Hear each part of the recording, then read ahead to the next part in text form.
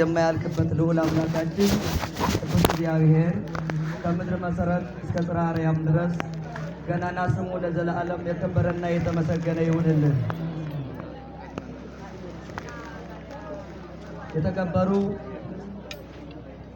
ሊቀ አእላፍ ቀለመወርቅ አሻግሬ የሀገረ ስብከቱ ትምህርት ክፍል፣ የተከበሩ ሊቀ ትጉሃን መኮንን የሀገረ ስብከቱ ቁጥጥር፣ የተከበሩ መልአከ ብስራት ቀሲስ ወርቄ ቱዴ የዚህ ታላቅ ደብር አስተዳዳሪ፣ ክቡራን የአድባራት አስተዳዳሪዎች፣ ቅድም ስማችሁ የተጠራ ማለት ነው፣ መምህራነ ቤተ ክርስቲያን፣ አበው ካህናት፣ ወዲያቆናት፣ ምእመናንና ምእመናት ሁላችሁም የክርስቶስ ልጆች እንደምን አረፈዳችሁ? እንደምን አላችሁ? እንደምን ቆያችሁ? ልዑል አምላካችን ቅዱስ እግዚአብሔር የከበረና የተመሰገነ ይሁንልን።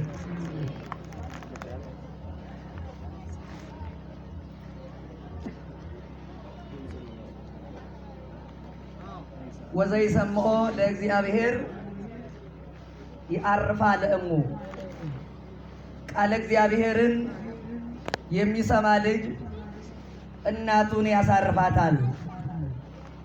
መጽሐፈ ሲራክ ምዕራፍ 3 ከቁጥር 6 ላይ የሚገኝ ኃይለ ቃል ነው።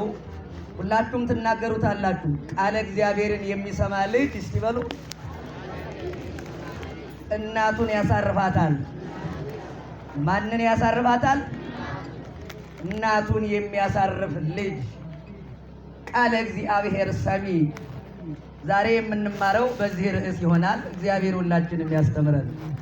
በዛሬው ዕለት ሁላችሁም እንደተሰባሰባችሁበት ለእናቶች አርአያ የምትሆን የእናቶች አርአያ ታላቋ እናታችን የሴቶች ፊት አውራሪ የምትሆነው ቅድስት ኢየሉጣና ልጇ ጽጌረዳ ነቃ ጽጌረዳ እየተባለ ሲመሰገን የቆየው ታላቁ የሕፃን ታላቅ ቅዱስ ቂርቆስና የዚህ በዓል መከበር ደግሞ እንደገና ፊት አውራሪ የሆነው የመላእክት አለቃ መጋቢ ሐዲስ ብእሲ ወአምላክ ወልደ እግዚአብሔር ፍስሐ ገጽ አብሳሪ በመባል የሚታወቀው ታላቁ መልአክ ቅዱስ ገብርኤል እነዚህን ሶስቱን መካከል ማዕከል ያደረገ በሶስቱም ውስጥ ሆኖ ስራውን የሰራ እግዚአብሔር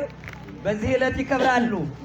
ምእመናንና ምእመናት ወዝኒ ቃል ዘተዘራ ውስተ ልብክሙ፣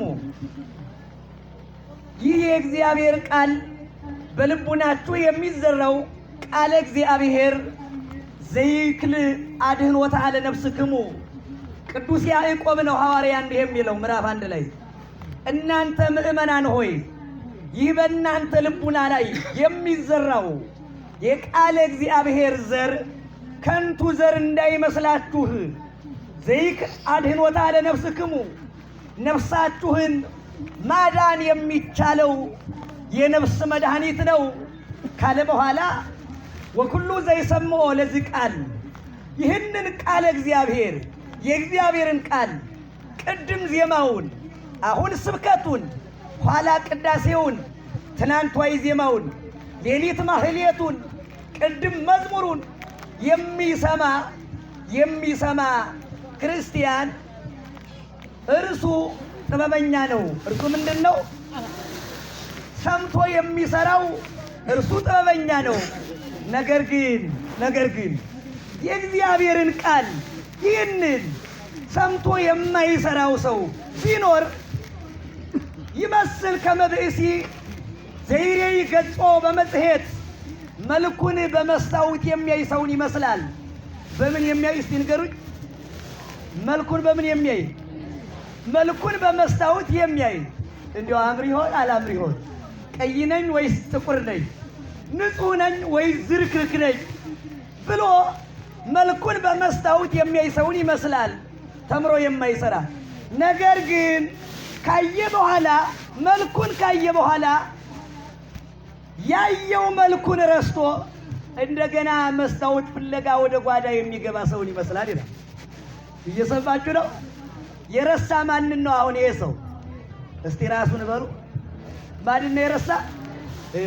አሁን በመስታወቱ መልኩን ሲያየው ቆይቷል አለ።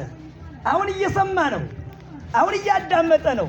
ነገር ግን የሰማውን ግብር ካላደረገው፣ አካላዊ ካላደረገው፣ በተግባር ካልተረጎመው፣ ከከንፈር በላይ ካላራመደው ይህ ሰው መልኩን አየ። ነገር ግን ያየው መልኩ እንደገና ረስቶት ተዘንግቶት መስታወት ፍለጋ የሚገባ ሰውን ይመስላል ይላል። ክርስቲያን እንዲህ መሆን የለበትም። ያየው ራሱን የማያጠፋ ያደመጠውን የሚሰራ መሆን አለበት። በዛሬው ዕለት ታላቁ ብላቴና ለልጆች አብነት የሚሆን አራያ ሕፃናት የሚሆነው ቅዱስ ቂርቆስ የእግዚአብሔርን ቃል የሚሰማ ያርፋል እሙ እናቱን ያሳርፋታል ተባለ። ማንን ያሳርፋታል አልኳችሁ? እናቱን የሚያሳርፍ ሕፃን እናቱን የሚያስለቅስ ሳይሆን፣ እናቱን የሚያንከራትት ሳይሆን፣ እናቱን በጽኑ ደዌ በድህነት እንድትቸገር በካና የሚያደርግ የሚያሰድብ፣ የሚያሸማቅቅ፣ የሚያሳፍር፣ በሰው ፊት ቁማ እንዳታወራ፣ ከሰው ጋር እንዳትገናኝ፣ የሌባው እናት እንድትባል የሚያደርግ ሳይሆን ቃለ እግዚአብሔርን የሚሰማ ልጅ ማንን ያሳርፋታል? ንገሩኝ እስቲ። እናቱን ያሳርፋል አለ። ሲራክና ሰሎሞን ስለ እናትና ስለ ልጅ ስለ አባትም በሰፊው የተናገሩ ጠቢባን ናቸው። ወደ ኋላ እንደዚህ ይላል። የሚገርማችሁ ዘያከብር አባሁ የታደግሎቱ ኃጢአቱ አለ። መጀመሪያ አባቱን የሚያከብር ልጅ ኃጢአቱ ይሰረይለታል ይላል። እስቲ ልጆች ተናገሩ። ምን ይላል አለ? አባትን ማክበር ኃጢአትን ያስተሰርያል፣ ዕድሜን ያረዝማል፣ አይምሮን ያበራል። ዓለም ያደነቆረውን አይምሮ ብሩህ እንዲሆን ያደርገዋል። እንዲህ ካለ በኋላ ኃጢአቱ ይሰረይለታል ካለ በኋላ ወከመ ዘይዘግም መዝገበ ዘያከብራ ለእሙ አለ። መልካም አባቱን የሚያከብርሳ ኃጢአቱ ተሰረየለት። እናቱን የሚያከብርሳ ምን ይመስላል ትለኝ እንደሆነ ከመ ዘይዘግም መዝገበ ወርቅ የሚያከማች ሰውን ይመስላል አለ። ምን የሚያከማች አልኳችሁ? ወርቅ የሚሰበስብ ሰውን ይመስላል። ዘያከብር አባሁ አለ። አባቱን የሚያከብር ሰው ይከበር በውሉዱ አለ። ሰማችሁ? አባቱን የሚያከብር በልጁ ይከበራል አለ። በምኑ ይከበራል አልኳችሁ? ልጃችሁ እንዲያከብራችሁ ትፈልጋላችሁ? ኋላ ትፈልጋላችሁ? እንግዳማ ዛሬ አባትህን አክብር። ዛሬ ያላከበርከው አባትህ ነገ በልጅህ እንድትዋረድ ያደርግሃል። ነገ ደቀ መዛሙርት እንዲያከብሩን የምንወድ ደቀ መዛሙርት ካለን፣ ነገ ተማሪዎች እንዲያከብሩን የምንፈልግ ተማሪዎች ካለን ዛሬ መምህሮቻችን እናክብር። ሲራክ እያለ ያለው ይሄ ነው። ይከበር በውሉዱ። ኋላ በልጆቹ ለመከበር ዛሬ ማንን ማክበር አለ? ማንን አክበር? አባቱን ማክበር። ይህን እያለ ከመጣ በኋላ ነው ዝቅ ሲል ከዚህ ሲደርስ ምን አለ? ዘያከብር አባሁ አለ።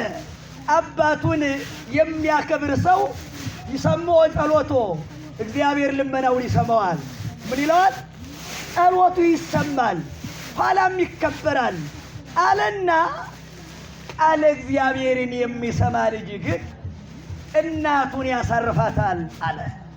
ለእናቱ ረፍት የሆነ በቤተ ክርስቲያን ያደገ መዝሙረ ዳዊትን የተማረ መጽሐፈ ሰሎሞንን የተማረ መጽሐፈ ሲራክን የተማረ ቅድመ መሃልዎሙ ለውሉድክሙ ልጆቻችሁን አስቀድማችሁ የዓለም ቅርሻት መድፊያ ሳይሆኑ የዓለም ባህል ጥራጊ መድፊያ ሳይሆኑ ንጹሕ አይምሯቸውን ገና ምንም ያልሰፈረበትን አይምሯቸውን ጥበብ እግዚአብሔር እንዲያድርበት በጥበብ እግዚአብሔር እንዲማሽ አድርጉት። መጀመሪያ ሰሎሞንን ይማሩ፣ ከዚያ አባቱን ያከብራል። ከዚያ በኋላሳ የዳዊት መዝሙርን ይማሩ። ከዚያ እንዲህ እያለ ሲሄድ የሰሎሞንን የጥበብ መጻሕፍት ይማሩ፣ ጠቢብ ይሆናል። ከዚያ ከአባቱ መርገም የራቀ የአባቱ በረከት የሚያድርበት ይሆናል ነው የሚለን። በዛሬው ዕለት እስቲ ገብርኤል በሉ ሁላችሁ ድገሙት እስቲ።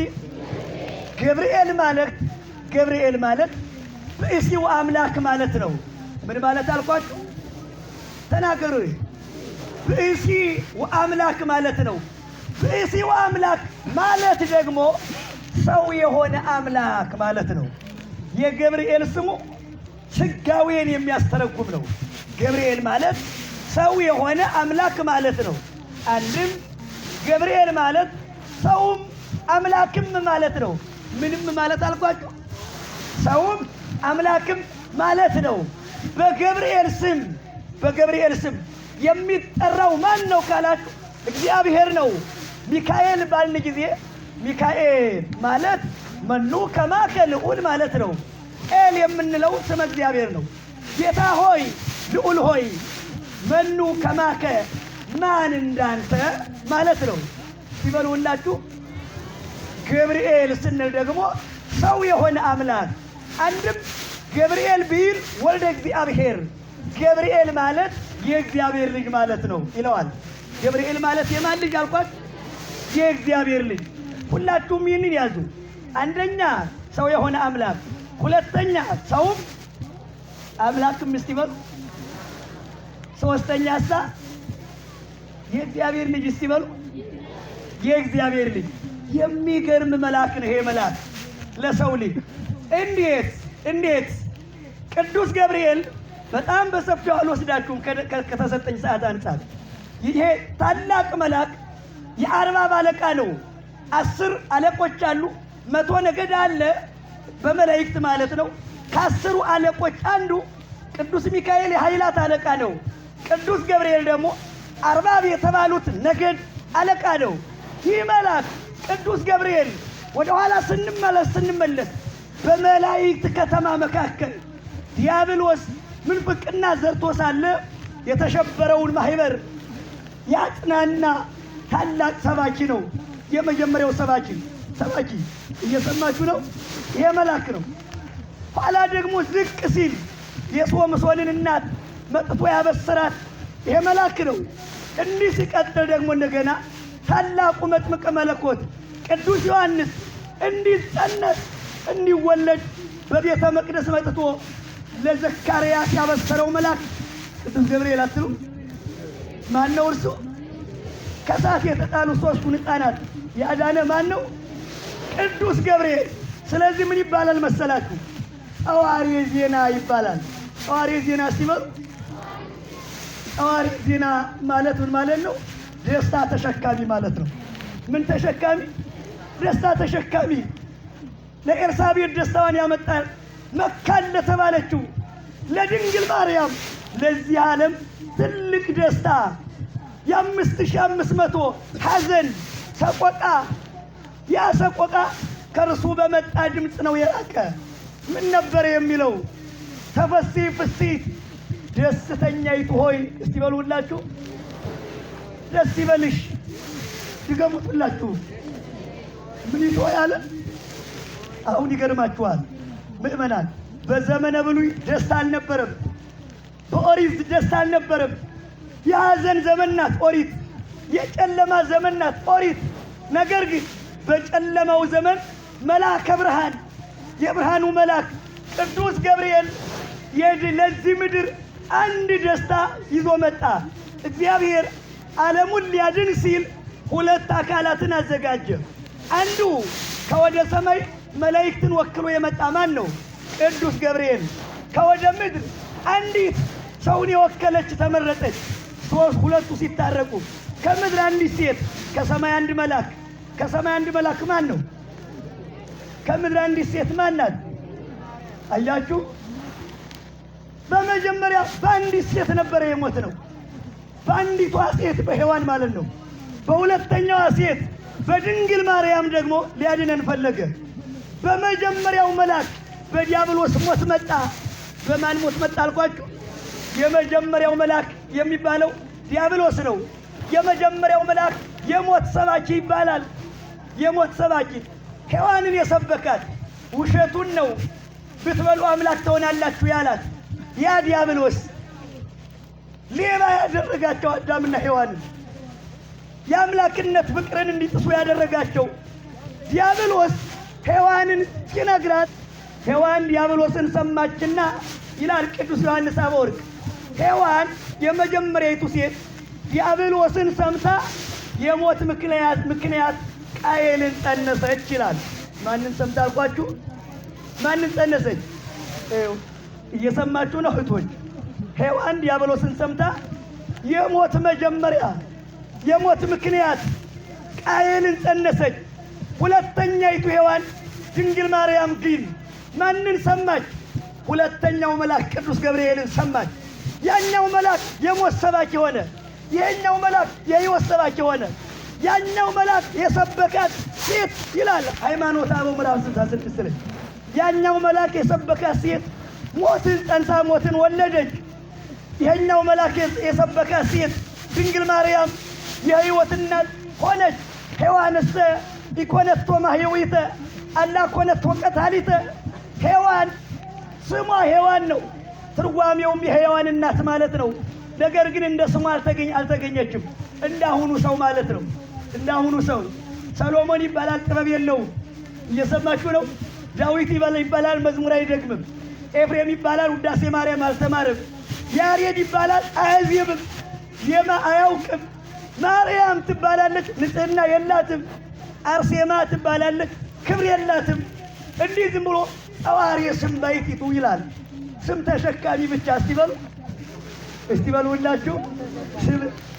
ቅዱስ ቄርሎስ ነው ምንድን የሚለው? ኢያሱ ማለት መድኃኒት ነበረ አለ፣ ግን አላዳነንም። ኢሳይያስ ማለትም መድኃኒት ማለት ነበረ፣ ግን አላዳነንም። ጸዋሪ ስም ባይቲቱ ስም ተሸካሚ ብቻ አላችሁ። እየሰማችሁ ነው። የአሁኑም እንደዚያ ነው። ኢየሱስ የሚለው መድኃኒት ሲመጣ ነው ያዳነን ማለቱ ነው። ስሙን ተሸክሞ የሚዞር ግን ምን የማይል ሔዋንም እንዲህ ነበረች። የሕያዋን እናት ነበር የምትባለው፣ ግን ምን ሆነች? የሙታን እናት ሆነች። የምን እናት? የሙታን እናት። ስለዚህ በመጀመሪያው መልአክ ሞት ሲመጣ ሁለተኛው መልአክ ይህ መልአክ ነው ለዓለም ደስታን ያመጣ። ደስ ይበልሽ ሲላት ድንግል ማርያምን ለዓለም ነው በድንግል ማርያም በኩል ይህ ደስታ የተላለፈ። እየሰማችሁ ነው። በድንግል ለዓለም ደስታን ከሰማይ ያመጣ ሐዲስ ኪዳንን ያስመሰረተ ማን ነው ካላችሁ ቅዱስ ገብርኤል ነው። እንደውም ማለት ነው አስተርያ ለማርያም በአምሳለ ገብርኤል መልአክ ነው የሚል እግዚአብሔር ለማርያም በገብርኤል አምሳል ሆኖ ተገለጠላት ይላል። በማን አምሳል አልኳችሁ? በገብርኤል አምሳል። ትምህርቱን ስሙ። ዝም ብላችሁ እየሰማችሁ ነው። እልልታ ስለለመደባችሁ ጥሩ ነው፣ ግን ዝም ብላችሁ አታጨብጭቡ እሺ። ይረዳችሁ። በገብርኤል አምሳል ተገለጠላት። ይህ ማለቱን ማለት ነው። አንድ ጊዜ እንዲህ ትላለች። ቃሉ ጋር ናችሁ? በጣም ጥሩ። ወደ ዛሬው ልውሰዳችሁ። በጣም ሰፊ ነው ይሄ መልአክ ቅዱስ ገብርኤል እንዲህ አድርጎ ሰዎችን የሚረዳ ሲሆን በዛሬው ዕለት በመቼው ዕለት አልኳችሁ? በዛሬው ዕለት ደግሞ ቅዱስ ቂርቆስና ቅድስት ኢየሉጣ ሕፃኑ ለልጆቻችሁ የንገሯቸው። ቂርቆስን ከፊታቸው አቁሙላቸው። ሁል ጊዜ ምንድን ነው እስክንድሮስ ክርስቲያኖችን ከዋሉበት አላውልም ካደሩበት አላሳድርም እያለ ሲያሳድድ በዚህ ጊዜ ነው ስደተኛይቱ እናት ልጇን ተሸክማ ከሮም ወጥታ ወሆረታ በካል ብሔር ወደ ሌላ ሀገር ሄደች ይላታል። ወዴት ሄደች አልኳችሁ? ወደ ሌላ ሀገር ሄደች። በዚያ በሄደችበት ቦታ የሚገርመው ያሳደዳት ገዥ ይሄው ያሳደዳት ኢየሉጣ ካለችበት ቦታ ሄደና ኢየሉጣን ያዛት። በዚህ ጊዜ እሷን እንዲህ አላት፣ በይ እንግዲህ አምላክሽን ካጂ እኔ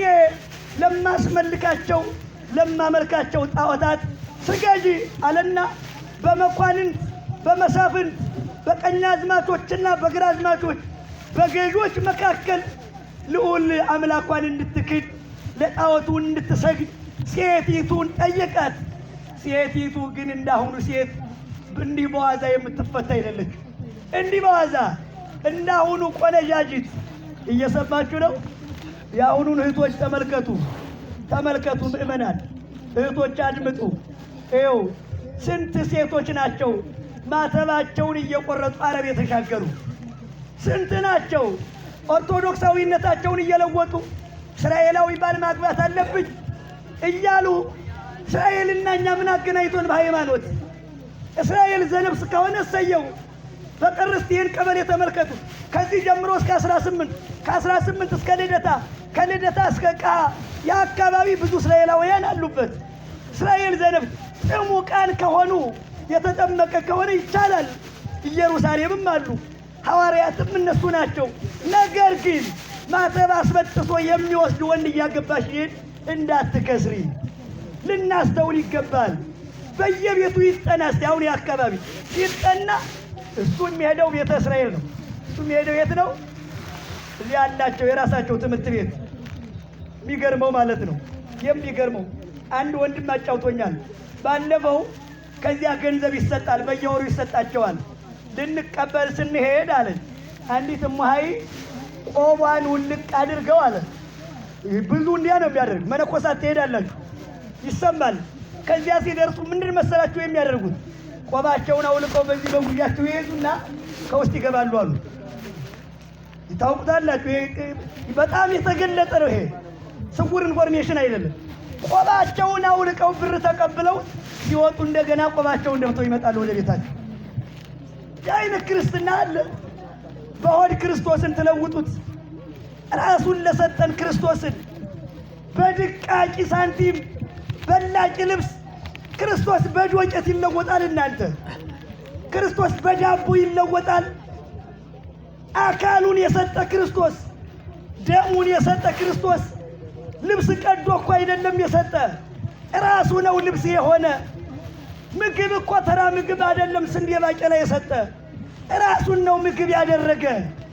ምንጫ መንጭቶ ውሃ ብቻ ጠጡ እኮ አይደለም ያለ፣ ደሜን ጠጡ ነው ያለ። እንዲህ ያለ ጌታ፣ እንዲህ ያለ አምላክ፣ እንዲህ ያለ አባት ባሮጌ በተርታ በዳቦ በባቄላ ይቀየራል? እግዚአብሔር ማስተዋልን ያድለን። ተመልከቷት። ኢየሉጣን ግን ስገጂ ሲላት ምን አለችው መሰላችሁ? ንጉሥ አለችው እኔ አልሰግድም ካልክ ግን አለችው 3 ዓመት የሆነው ሕፃን አለኝ። ስንት ዓመት የሆነው ሕፃን አለኝ? እስቲ ተናገሩላችሁ። 3 ዓመት ዘሰለስቱ ዓም 3 ዓመት የሆነው ሕፃን ይምጣና ማምለክ ይገባንም እንደሆነ አይገባንም እንደሆነ እርሱ ይምጣና ይመስክር። እሰየው እርሱ እንዳለው ይሆናል አለችው። በሀገሩ 3 ዓመት የሆነው ሕፃን ሲፈለግ የሚገርመው ጠፋ። ኋላ ማን ተገኘ? ተናገሩ። ማን ተገኘ? እርሱን ይዘው ሲያመጡት ምን አለው መሰላችሁ? አገረ ገዡ ገና ሲያየው ሕፃን ፍስሐ ገጽ፣ ያውን ከንቱ ውዳሴ ነው። ተመልከቱ፣ ሊጠልፈው ነው። አድምጡላችሁ። ፍስሐ ገጽ፣ አንተ መልከ መልካም፣ አንተ መልከ ብሩህ፣ መልክህ የሚያበራ አንተ ውብ ሕፃን አለው። እሱ ምን አለው መሰላችሁ? እወ ወለከሰ ሐዘን ወስቃይ ወሰቆቃው ብከ አለው። ትክክል ነህ፣ ነገር ግን አንተ ግን ሐዘን አለብህ፣ ብካ አለብህ፣ ሰቆቃ አለብህ፣ መከራ አለብህ አለው። የ3 ዓመቱ ሕፃን እንዲህ ሲባል መናፍቃን የ3 ዓመት ሕፃን እንዲህ አለ ይተቻሉ። ሞኝ ደንቆሮ ስለሆኑ ነው። ቢታንያ ላይ ድንጋይ ሲናገር አልሰሙም እንዴ? ኒሞኞች ድንጋይ ከተናገረ ግዛን ያለው ጭርቆስ ቢናገር ምን ይደንቃል? አህያ ስትናገር ዘውልቆ ላይ አላያትም? በለዓም ጋራ ምን ይደንቃል? ይሄ ምን ይደንቃል? አንደበት ያለው ልቡና ያለው ልጅ ነው የተናገረ። ኋላ ምን አለው መሰላችሁ? አንተን ሐዘን ሰቆቃ ብካይ ይጠብቅሃል ሲለው ተናደደና ሀገረ ገዡ እንዲህ አለ፣ ውሰዱና መከራ እንዲጸናበት አድርጉት አለ። ብዙ መከራዎችን አጸኑበት። ታሪኩን እንደምታውቁት በቀኝ ጆሮ በግራ ጆሮ ሁለት ችንካር ገብቶበት እንዲሰቃይ ተደርጓል። በአፍንጫው ችንካር ገብቶበታል። ስለ ፈጣሪው እኛ ዛሬ ተቀምጠን ምንም ሳይመጣብን ከፈጣሪያችን እንርቃለን።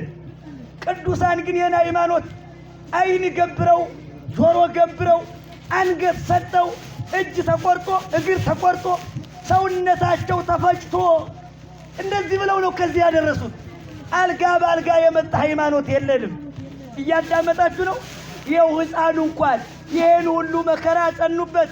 ነገር ግን መከራው ሲጸና ምን አለች መሰላችሁ? እናቱ ፈራች ይላል። ማን ፈራች አልኳችሁ? እናቱ ፈራች። በዚህ ጊዜ ምን አለ መሰላችሁ? ሕፃኑ ወጸለየ ሀበ ፈጣሪሁ፣ ወደ እግዚአብሔር ጸለየ። ምን የሚል ጸሎት ነበር? ጌታዬ አምላኬ መድኃኒቴ ኢየሱስ ክርስቶስ ሆይ። ልጅ ማለት እንዲህ ያለ ነው። ለእናቱ የሚጸልይ ለአባቱ የሚጸልይ ጎርሶ ዝም አይደለም። በልቶ ተኝቶ የሚያድር ሲነጋም ማምጣ ሲመሽም ማምጣ ከየት ይምጣ አያውቅም። እሱ ዝም ብሎ አምጣ ነው። እንደ ሰፈሩ ልብስ ልጅ አልብሱኝ አይደለም። ከየት ነው የሚመጣ ማለት አለብህ። መስራት አለብህ። የአባት ጡረታማ አትሆኑ። አሁን ዕዳ የተገባው ምን መሰላችሁ? ኢንጂነሪንግ ተመርቋል፣ ስራ የለም። እየሰማችሁ ነው? አዎ ዶክተር ነው፣ ግን ስራ የለም። 2 ዲግሪ ያለው ስራ የለም።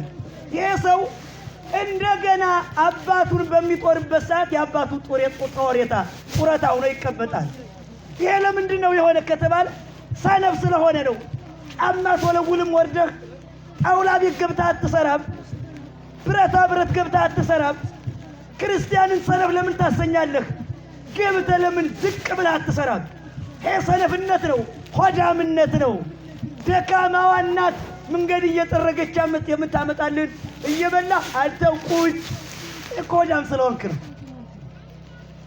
እየተረዳችሁ ለምን አትሰራ? ለምን ስራ ናቅ? አንጋጠ መንግስትን ብቻ ተጠብቅ።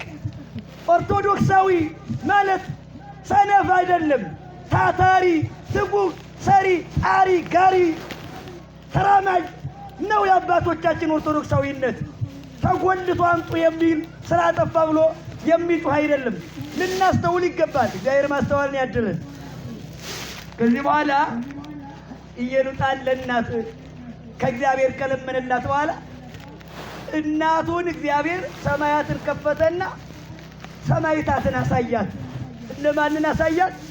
ሰማይታትን ቀና ብላ ስትመለከት ከእርሷ በፊት አንገታቸውን የተቀሉት ደማቸው የፈሰሰው አጥንታቸው የተከሰሰው ብርሃን ለብሰው ብርሃን ተጎናጽፈው የብርሃን ዘውድ ተቀዳጅተው እንደ ፀሐይ ቦግ እያሉ እያበሩ ስታያቸው ኧረ እንደዚህ እስከሆነ አለችና ልሞት ይገባኛል አለችና ጸናች።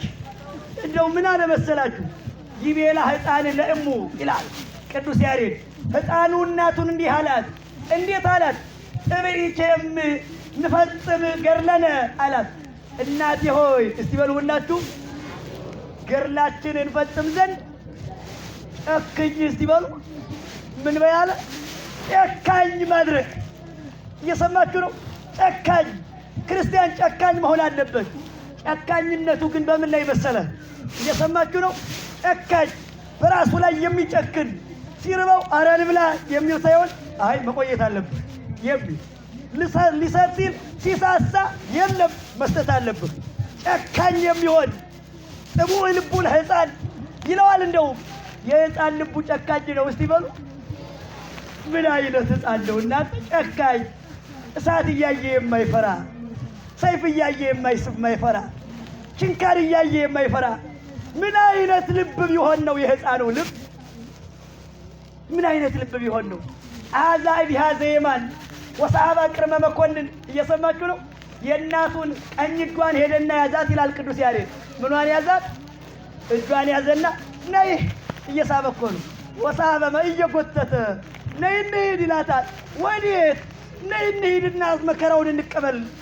ወሰአባ ቅድመ መኮንን እየጎተተ ልጅ ሏል። ይሄ ነው አባቱን እናቱን ወደ ክብር ስቦ የሚወስድ።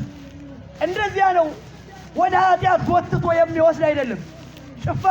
ጭፈራ ቤት ውሰደኝ፣ ዳንኪራ ቤት ውሰደኝ፣ ኳስ ሜዳ ውሰደኝ፣ ከዚህ ውሰደኝ እያለ የሚጮህ ሆዳም ማለት አይደለም። ልጅ ይሉሃል። ይሄ ነው ወደ ቅዳሴው ውሰደኝ የሚል፣ ወደ ማህሌቱ ውሰደኝ የሚል፣ ወደ ቁርባኑ ውሰደኝ የሚል፣ ወደ ቤተ ክርስቲያን ውሰደኝ ብሎ የሚጮህ አባቱን ለክብር የሚያበቃ ልጅ ይሏችኋል። ይሄ ነው። እግዚአብሔር በረከትን ያድለን። ከዚያ በኋላ የመጨረሻው የተዘጋጀው መከራ ባጭሩ ዛሬ የተዘጋጀው ምን ነበረ? የነሐስ ጋን። የምን ጋን አልኳችሁ? ነሐስ ታውቃላችሁ አታውቁም? የነሐስ ጋን ተዘጋጀ። የነሐስ ጋን ተዘጋጀና በዚያ የነሐስ ጋን ውሃ ፈላ። ምን ፈላ አልኳችሁ? አሁን እናንተ ኦርቶዶክሳዊ እነግራችኋለሁ በኋላ ብዬ ነው እንጂ ከቃለ እግዚአብሔር መራቅ የለብንም። ከምን መስማት አለብን። ሰነፍ መሆን የለበትም። ስለ ሃይማኖቱ የሚመሰክር መሆን። አሁን ልማት ተገቢ ነው። ቤተ ክርስቲያናችን እንሰራለን። ልማት የሚሰራ በትምህርት ነው እንጂ በልማት ትምህርት አይሰራም። ልማት በምን ይሰራል አልኳችሁ? በትምህርት ሲበሉ በትምህርት ነው የሚሰራ። ትምህርት ሲመጣ ከላይ ከታች አትበል፣ ቁጭ ብለህ ስማ። አሁን አንዳንድ አለ ዝም ሞል ወደ ልማቱ ወደ ምኑ ሳትማር ተምረህ ስራ እንጂ ሳይገባ ሃይማኖቱ። የቤተ ክርስቲያን በትምህርት ነው የሚሰራ። በምን ነው የሚሰራ? በትምህርት በሃይማኖት። ሊቃውንት ተሰርተው ነው ይሄን የሚሰሩት። ካህናት ተሰርተው ነው ይሄ የሚሰራ። መምህር ተሰርቶ ነው ይሄ የሚሰራ። በመምህር ቤተ ክርስቲያን ይሰራል እንጂ በቤተ ክርስቲያን መምህር አይሰራም። እግዚአብሔር ማስተዋልን ያድለን። ከዚያ በኋላ ምን ሆነ መሰላችሁ? በጋኑ ምን ፈላ? ድምፅ አለ ጽሕርት ከመነጎድጓደ ክረምት አለ። ያ ድምፁ የሚፈላው ውሃ በክረምት ነጎድጓዱ በባለ ጊዜ ምንድን ነው የምትሉት እናንተ? እናቴ ድረሽ ነው የምትባለው። ቆይ እስኪ አሁን የፈሪ ምልክት አድርጋችሁ ነው አሁን አባቴ ድረስ የማትሉት? ለምንድን ነው እንደዚህ የምትሉት? ስለዚህ ነጎድጓዱ እንደ ክረምት ነጎድጓድ ነበረ። ይህን ድምፅ እየሰማ ነው ወደዚያ የጎተታት እናቱ። ወደ ፈላው ውሃ እሂድ አለና ስሞ ወሰዳት። እየጎተተ ወሰዳት። እናቱንም እርሱንም አንስተው ከፈላው የጋን ውሃ ውስጥ ወረወሯቸው። እየሰማችሁ ነው ምእመናን? ክርስትና እንዲህ ያመጣል። እየሰማችሁ ነው? በዚህ ያለፈ ነው። እንደገቡ ግን ማን መጣ? ተናገሩ እንጂ ማን ነው? ዘአዳኖሙ ለአናንያ ወአዛርያ አይደል? እናቴ ሆይ አትፍሪ። አናንያን አዛርያን ሚሳኤልን ካሁን በፊት ያዳናቸው እርሱ ያድነን፣ እሱ እኮ ያድነናል አላት። እርሱ ምን ይለናል? እርሱ ያድነናል ሲላት ልቧ በረታ። እንደገና ልቧ ጸና፣ ጽኑ ሆነ። ሰማዕታት እንዲህ ናቸው።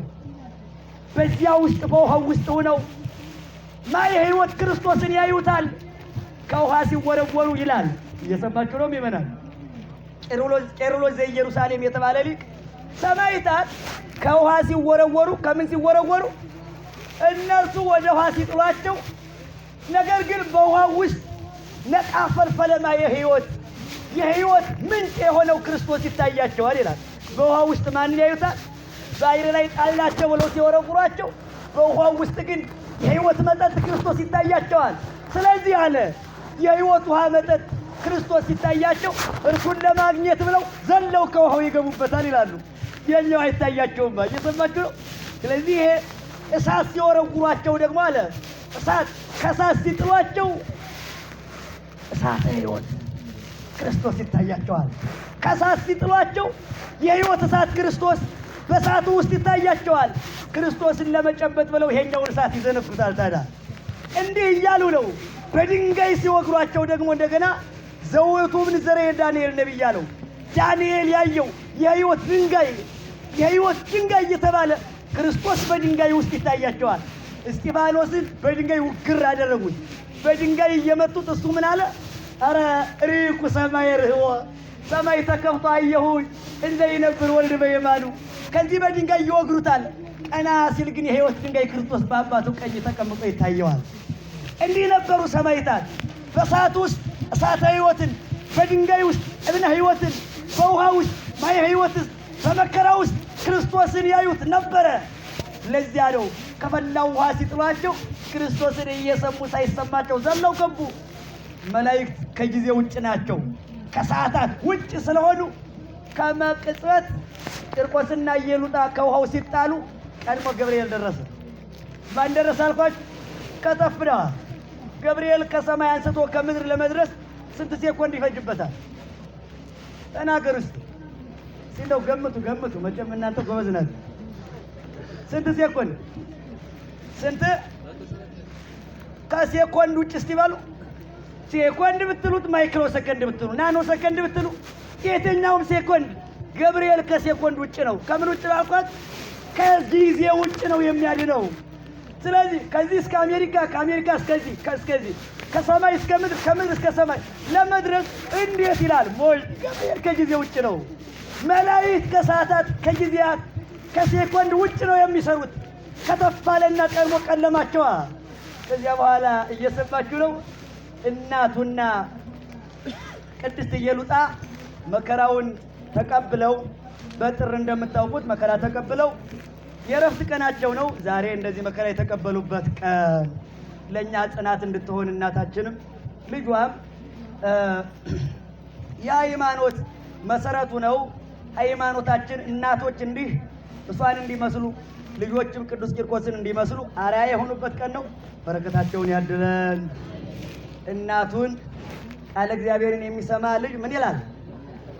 እናቱን አሳረፋት። በቃ አያችሁ፣ እናቱን አሳረፋት። እንዴት? ለዘላለም በመንግስተ ሰማያት አርፋ እንድትኖር አደረጋት ማለት ነው። ያስተማረን አምላካችን ምስጋና ይድረሰው። ይቆያል።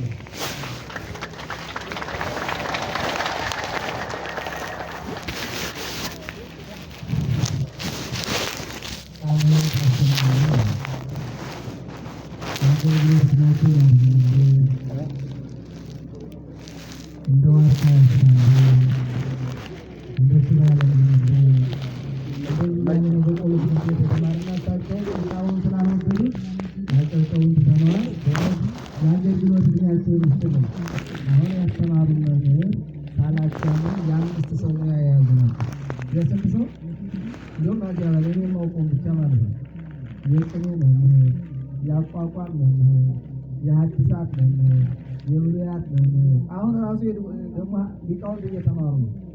አሁን እየተማሩ ነው እና በእውነት ቤተክርስቲያን እንደዚህ አይነት አባቶችን ያብዛሉ። እኛም ደግሞ ተምረን የምንለወጥ ሕይወታችንን የምንቀይረው ያድርጉ። እንግዲህ ፕሮግራማችን እየጨረስን ነው። ድምፅ ቀንሱ፣ ዝም በሉ እስኪ። በእውነት ይህን ቤተክርስቲያን እንዲህ ብሎ እንዲሰራ ከአለቃው ጀምሮ ሰበካ ጉባኤ